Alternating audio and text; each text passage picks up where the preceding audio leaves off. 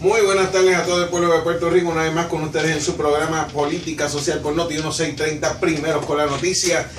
Quien les habla y les saluda, el licenciado Francisco Concepción, en compañía de la licenciada Giselle Lombardi. Giselle, buenas tardes. Buenas tardes, Francisco, buenas tardes a todos y a todas las radioescuchas y buenas tardes también a nuestras invitadas. Bueno, tenemos 3 invitados que están con nosotros, que vamos a estar conversando en un momento con ellos. En primer lugar tenemos a Jenester Torres, de la organización Humanistas Seculares. Jenester, bienvenida. Saludos y felicidades a todas las madres. Tenemos también a Eva Quiñones, también de Humanistas Seculares.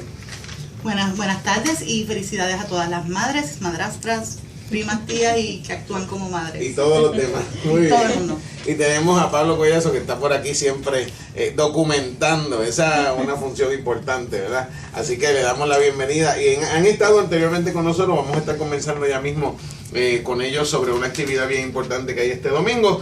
Tenemos que empezar obviamente recordando, mencionando, felicitando a las madres, a todas las que nos están escuchando, a todas aquellas que biológica o socialmente cumplen con esa función. Incluyendo madres, tías, abuelas, abuelas que son abuelas y madres a la misma vez, esas amigas que cumplen con el rol también de madre o de madre sustituta o que también dan apoyo en ese rol al rol de madre, y a todos esos otros componentes de esa actividad que resulta ser madre. Y a todas las madres colectivas, las madres de Matria, las madres de JUSE, las madres de todas las organizaciones que se tiran a la calle, que están haciendo, que están construyendo, que hacen un país, ¿verdad? Esas mujeres que día y noche hacen de su vida una entrega total, más allá de los romanticismos clásicos, ¿verdad? De la madre Libertad Lamarque, que era la visión aquella, sí, ¿verdad? Romántica de la madre sufrida y sufriente y que lloraba todo el tiempo. Es la mujer que está en la calle construyendo un país distinto, y yo creo que esas tienen que ser reconocidas como esa función, que van pariendo un país, ¿verdad? Van pariendo una nueva era, que van pariendo una nueva realidad a través de ese esfuerzo que realizan. Y yo creo que, fíjate, en el contexto de la celebración del Día de las Madres y de este tipo de conmemoraciones, etcétera, nosotros tendemos que adoptar posiciones un poquito distintas, más allá de reducirlo a un reconocimiento de la labor que se hace el día a día. Mirar también cómo la realidad se transforma cuando comenzamos a asumir una perspectiva desde la posición de la madre, de la mujer, de la fémina, etcétera, ¿no? Que es las propuestas que se han hecho, se han discutido mucho sobre perspectiva de género y todo ese tipo de temas, que ayer se estaba discutiendo en unos foros en esta semana. Yo creo que es importante, por ejemplo, la discusión sobre la reducción del presupuesto, realizarla o analizarla también desde la perspectiva de la mujer y el impacto que tiene en esa realidad. Porque es importante también no solamente hablar de números y de cifras, solamente la cifra, está bien, te ayuda a ubicarte, a orientarte en torno a la discusión, pero yo creo que hay que hablar de cómo ese impacto, la reducción, los distintos impactos, cómo se perciben, de acuerdo a la realidad de cada uno, de los que formamos parte de esta sociedad. Y yo creo que esa perspectiva de la fémina, sobre todo cuando en Puerto Rico tenemos a tantas féminas que son jefas de familia, y aquellas que no son jefas de familia, pero que tienen un rol protagónico, y aquellas que tienen distintos roles, cómo les afecta en su día a día y en su quehacer diario, y también las necesidades. Yo creo que esa es una perspectiva que hace falta hablarla y que necesitamos reconocerla. Yo creo que tenemos también que validarla como parte de preocupaciones importantes de nuestra sociedad, no como solamente una mera queja.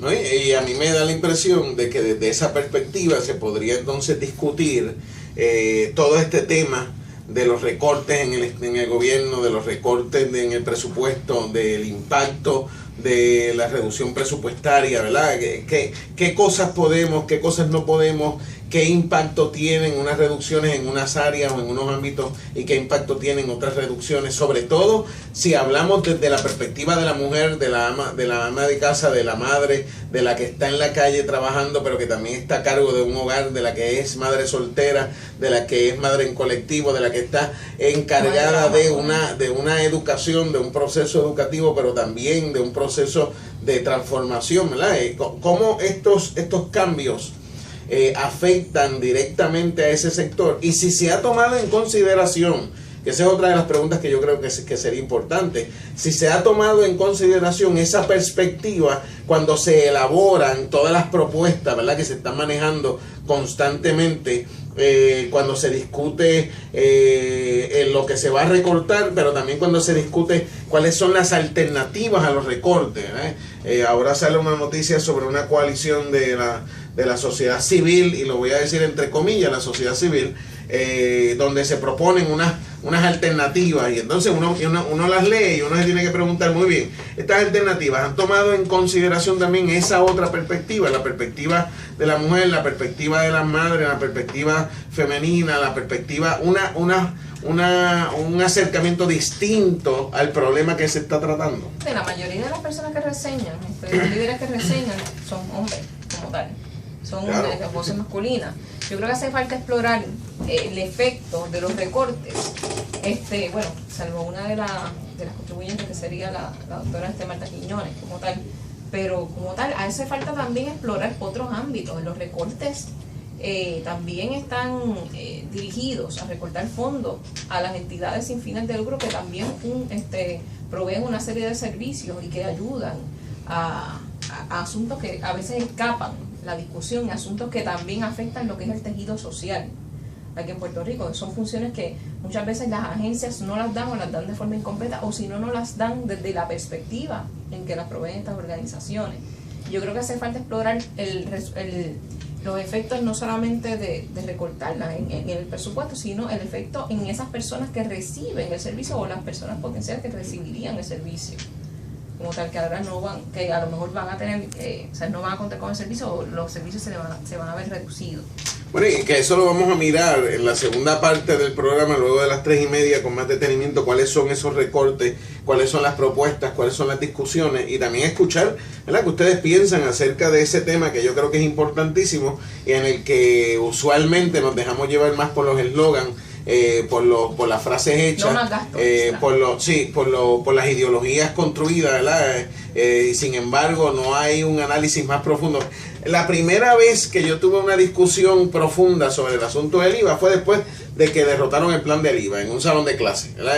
Y no era donde yo estaba dando clase, era en un salón de clase donde estoy atendiendo, tomando cursos en el Centro de Estudios Avanzados, y por primera vez ahí fue donde, ¿verdad?, todo el mundo se quita la máscara y entonces hay una discusión con más profundidad. Mientras tanto, toda la discusión se fue en meros lemas, en meros eslogan, en meras ideologías de cartón, y sin embargo no había o no hubo una profundización de esa discusión. Yo creo que eso es necesario que se haga, aunque se haya derrotado el plan, el proyecto de IVA, lo que fuera. Hay otras alternativas que se tienen que estar contemplando. Así que en ese sentido nosotros vamos a tratar de, desde otra perspectiva, pues comenzar a discutir ello. Y yo creo que va a la mano también con la propuesta de los compañeros de JUSE, que van a estar participando en una actividad el próximo domingo a las 3 de la tarde en la Plaza de Armas de San Juan, que se llama Celebrando Diversidades. Y yo creo que no hay mejor representación, ¿verdad?, de lo que es el compromiso, el trabajo, el esfuerzo por promover la diversidad, que una organización como JUSE, que es una organización joven, ¿verdad?, pero que se ha dado a conocer y que ha hecho mucho trabajo en esa área. Antes de irnos a la pausa, me gustaría, Jenester Torres, que me diga algo sobre esa actividad del domingo que viene. La celebración del 17 de mayo es conocida como el Día Internacional contra la Homofobia, Transfobia y Bifobia. Esta celebración comienza en el 2004 y es originado por Idaho. La meta ha sido de luchar contra la violencia y el discrimen hacia las personas de la comunidad LGBTIQ y conmemorar que la Organización Mundial de la Salud declaró que la homosexualidad no es una enfermedad mental, y esto fue declarado en el 1990. Y ese referente a lo de la enfermedad mental es porque en algún momento, yo no sé si todavía se incluye en el... No, ya no se incluye. Pero estuvo en el DSM, que es el Manual de Tratamiento y Diagnóstico. El Manual Diagnóstico y Estadístico de Trastornos Mentales, mejor conocido como el DSM. Ajá. Y no fue hasta el 1986 que se eliminó la homosexualidad como parte del manual. Okay. Y ya para el DSM-3 revisado, pues ya no está. Desde ahí en adelante, pues ya no. Ya pero no sin embargo, tuvimos muchas generaciones de psicólogos y de psiquiatras formados dentro de esa perspectiva, ¿no? Y obviamente uno lo escucha, y lo escuchaba cuando uno crecía. Yo crecí en los 70 y eso era lo más normal del mundo, ¿verdad? Y la homofobia era graciosa en la televisión, eso era como parte de la broma constante, era la forma de insultar en la calle, sobre todo cuando uno era varón, en la escuela, y todo ese tipo, ¿verdad?, de insinuaciones referentes a la homosexualidad, vistas desde una perspectiva que trataba de convertirla más en un fenómeno que en una orientación o como una forma de manifestarse un individuo. A mí me parece que, gracias a Dios, hemos ido tratando de superarlo. Todavía no completamente, pero vamos por ahí, por ese camino. Vamos a ir a una breve pausa, y regresamos con ustedes y comentamos sobre esta actividad el próximo domingo y todo lo que están haciendo en Política Social por Noti 1630, primero con la noticia. Estamos de regreso en su programa Política Social por Noti 1630, primeros con la noticia. La semana del 9 de abril, la Casa Blanca hizo un anuncio, ¿verdad? El presidente Obama se pronunció a través de Valerie Jarrett, hablando sobre las terapias de conversión, ¿verdad? Y decía que la evidencia científica demuestra que las terapias de conversión, especialmente cuando son practicadas en personas jóvenes, no son ni éticamente ni médicamente apropiadas y pueden causar un daño sustancial. Las terapias de conversión son aquellas supuestas terapias, ¿verdad?, que existen para convertir a las personas de homosexual en heterosexual, o para curar la homosexualidad, o ese tipo de cosas que, ¿verdad?, a veces uno escucha gente por ahí hablando de ello, anunciándolo, etcétera, etcétera. Pues ya la Casa Blanca este mes pasado se pronunció acerca de ese tema. Y yo creo que ese pronunciamiento refuerza la posición de una actividad como la que ustedes están promoviendo el próximo domingo a favor de la diversidad, que es, y yo siempre trato de enfatizarlo, porque obviamente hay un sector, cada vez que hablan por ahí del sector religioso, es un grupito dentro del sector religioso, porque hay otro grupo dentro del sector religioso que se alinea muy bien con la promoción de la diversidad y la protección de la diversidad, etcétera. Pero hay un grupito que es muy vocal, o que los medios hacen que parezcan que son muy vocales, que siempre están hablando en contra de los derechos de las comunidades LGBT, etcétera, etcétera. Entonces empiezan a decir que esto se trata de una ideología y lo que quieren es convertir a todo el mundo en homosexual, etcétera. Y de eso no se trata. De lo que se trata es de simplemente crear una sociedad donde la democracia acabe de extenderse a otros ámbitos que usualmente no lo hemos reconocido, que es el ámbito donde las personas pueden, además de pensar lo que quieran pensar, ser lo que quieran ser, lo que son, y poder manifestar lo que realmente son. Entonces, esta actividad del próximo domingo, cuéntenme, ¿de qué va a pasar ese día? ¿Quiénes van a estar o quiénes organizan? Yo sé que ustedes están organizando, aunque ustedes han participado anteriormente en la actividad, por primera vez están activamente organizando la actividad. ¿Qué van a hacer? ¿Por qué, además de la conmemoración del 2004, qué van a hacer en esta actividad el próximo domingo? Pues la actividad del próximo domingo va a ser una actividad artística.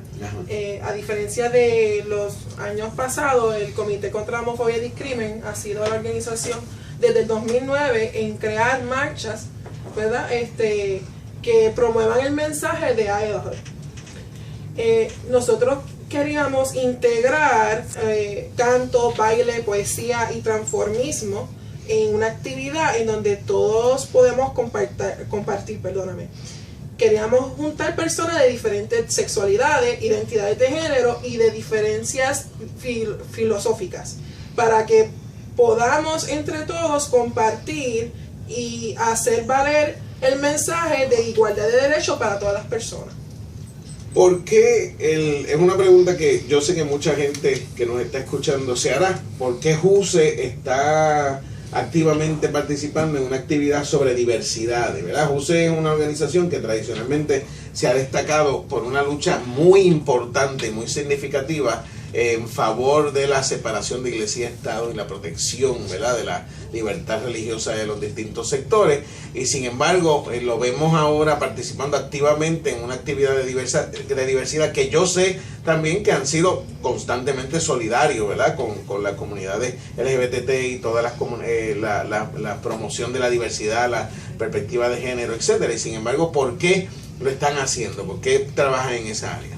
Esto es un asunto claro y el asunto clásico de separación iglesia y Estado.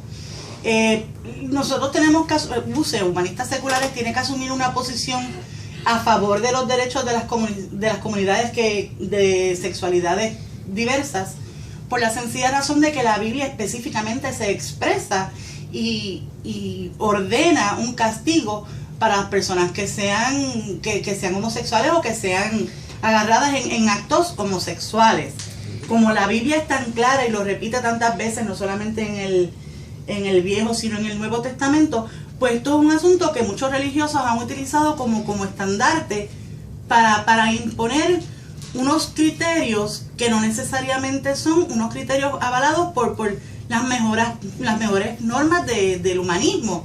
Y es que las cuestiones religiosas no necesariamente deben ser tomadas en consideración en la toma y decisiones de la política pública, y que no debe informar la política pública cuando hay mejores métodos que son menos discriminatorios, menos dañinos y con el potencial de proteger, cuidar y reconocer a más personas, a más ciudadanos. Por eso es que UCE históricamente, y el humanismo históricamente se ha dedicado a promover las causas de los LGBT. Y es simplemente una cuestión de religión, porque el castigo que dice la Biblia es apedrearlos hasta que mueran. Claro, eso hoy en día ningún religioso, por más extrema derecha que sea, se va a atrever a promoverlo. Bueno, aquí. Bueno, o muy duro, quizás lo dicen en sus congregaciones, pero que es un asunto bien claro donde la separación de iglesia y Estado es crítica para proteger no solamente la vida, sino la integridad personal de muchas personas homosexuales. Quiero aprovechar la oportunidad, esto un segundito, de que la madre no es un rol biológico, pero en cuanto a rol social hay muchos hombres que a diario asumen ese rol, y hay que reconocerlos también, ya sea por divorcio, por viudez, por abandono de la madre, y tienen que asumir y asumen perfectamente ese rol en cuanto a lo social. O sea que lo de ser madre no es meramente una cosa biológica de parir. Y entonces también nosotros como humanistas seculares promovemos y exigimos al Estado de que permita que personas del mismo sexo se casen y adopten en conjunto a una serie de menores que ya por aquella razón pueden tener bajo su custodia. Y es simplemente reconocerle a esos hijos un derecho de tener todos los padres y todas las madres que quiera o que pueda tener, porque mientras más atención y más amor tiene un menor, no importa de quién venga, mejor ese menor va a contribuir a la sociedad y va a tener una felicidad. Va a tener un impacto a largo plazo también. Sí. Hace poco se estuvo discutiendo el caso de los matrimonios igualitarios en el Tribunal Supremo. Fue interesante escuchar el debate, ¿verdad?, sobre todo entre los liberales y conservadores, porque el argumento principal de los conservadores, como bien decía Eva, es un referente religioso. ¿Sabes? ¿Por qué no debe el Estado reconocer el matrimonio igualitario cuando en su legislación no se permite? Y la respuesta clásica es porque esa ha sido siempre la práctica. Y esa ha sido siempre la práctica, es una contestación de un referente fundamentalmente religioso, porque así lo dice la Biblia, ¿verdad? Nadie lo va a decir en un tribunal que es porque lo dice la Biblia, pero sin embargo cuando uno tiene este tipo de debate en la calle, etcétera, el referente es ese, la contestación es, muy bien, como dice Eva, es religioso. Entonces, obviamente, en la defensa de los derechos de este sector está íntimamente ligado a una política pública que tiene un reenjambre religioso que no puede ser reconocido dentro de una democracia. Y a mí me parece que en ese sentido es importante la participación de ustedes ahí, porque además amplía la discusión. Abre el marco de referencia y hace que la discusión se vaya más allá de la mera discusión clásica, ¿verdad?, de unos sectores que están protegiendo su propio derecho. No, este es un grupo distinto que reconoce el derecho de las comunidades LGBT a ser reconocidas dentro de una sociedad democrática. Y eso me parece importante. ¿Qué más me vas a decir? Quería añadir por esa línea que por lo menos humanistas seculares nos destacamos por la importancia de que no se produzcan exclusiones hacia las personas por ser diferentes, indiferentemente de la identidad sexual o si eres creyente o no creyente. Y yo entiendo que eso es bien importante.